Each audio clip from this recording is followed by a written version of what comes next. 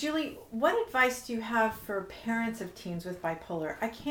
It must be devastating for a parent to get this diagnosis about their child, and then how difficult it must be to try and suss out what is just teenage behavior and what's the bipolar behavior. Well, it is hard. In fact, it's hard for parents of teens to parent their kids anyway. But I know that when a parent is diagnosed with a teen with bipolar disorder, the first thing they go through is extreme fear. And then often they'll feel a little bit of hope and relax a little bit because at least they know what's going on, especially if the teen went through a really bad manic or depressive or psychotic episode. But what parents need to do is they need to, first of all, look at other teens. What are they like? Let's say you have friends and they have their own teens. What's their behavior like? What do you see on television? What have you read in books? What do you remember about yourself? And then compare that to your teen. What I have found, without question, is that teenagers with bipolar disorder actually absolutely have the same behavior as teens without bipolar. The difference is the degree.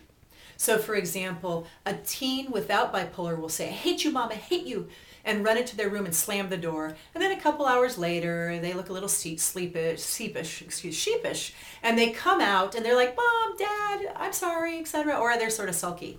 A teen with bipolar disorder is very different. "I hate you.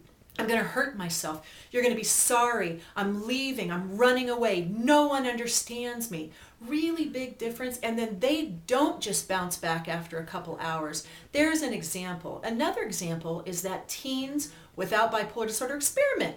They do some drugs. I know you don't want to hear that, but they might. They might do some drinking. They might experiment with sex, smoking.